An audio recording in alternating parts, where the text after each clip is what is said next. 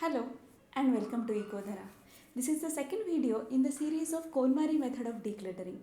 In the first video, I told you about the basic principles of decluttering. If you have not watched that video, you can click on the link above and watch it. In this video, I am going to talk to you about my experience of decluttering the clothes section with some tips and tricks from Konmari's Netflix show and her book. So let's get started.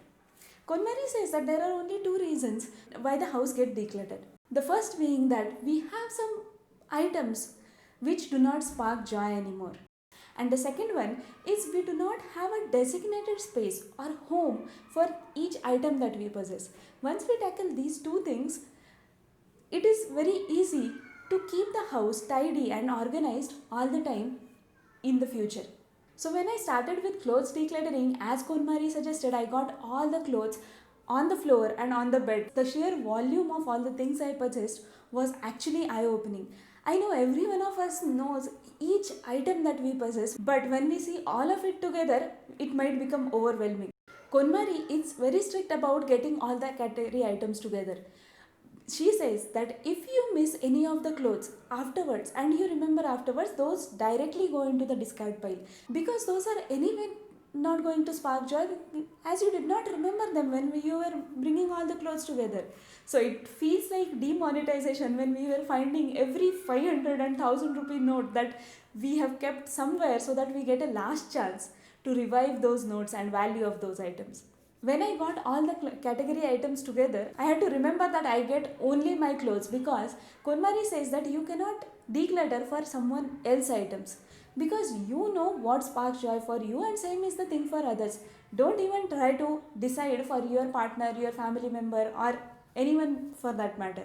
Let them take their decision. You get all the items of same category together, then the next thing is to segregate them, because within the clothes section, Konmari has a sequence which we need to go through. First section is tops, which is from camisoles, shirts, t-shirts, sweaters, and even kurtas that you have.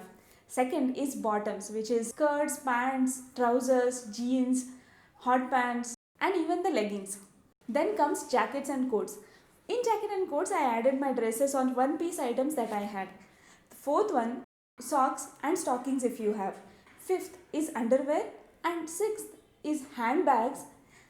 Then extras like belts, hats, and some accessories that you have. The seventh one is specific event clothes like swimsuits, trekking clothes and all. And last category is shoes. Yes, so Konmari takes handbags, belts, hats, shoes along with the clothes section, because it's easy to decide when you are looking at whole of your attire together. Once I had all the clothes categorized, I started with tops, holding each item and deciding what to keep. So that's a mindset shift that we need to have, not deciding what to discard, but to decide what sparks joy and what to keep.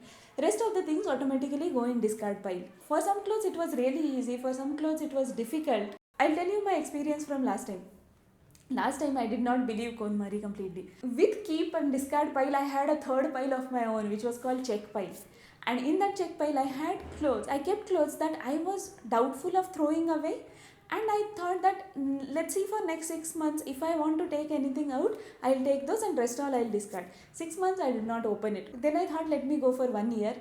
Again did not open. Now 3 years after, now everything out of that is almost in the discard pile. Now when you are also choosing what to keep or what sparks joy, remember that you should not do two things. One is not to downgrade it to loungewear. Every one of us does that. We think that if I cannot wear it outside, let me wear it in the home. And at least I'll use rather than throwing it away. But remember that other than cotton t-shirts and some kurtas for that matter, many of the clothes are not comfortable to be worn at home. Also, we spend a lot of time at home. Why do we want to compromise with the comfort that we get? You will also notice that even if you keep those clothes, after 6 months or after 1 year also, you will not feel like wearing those, because those are not comfortable. So don't do that.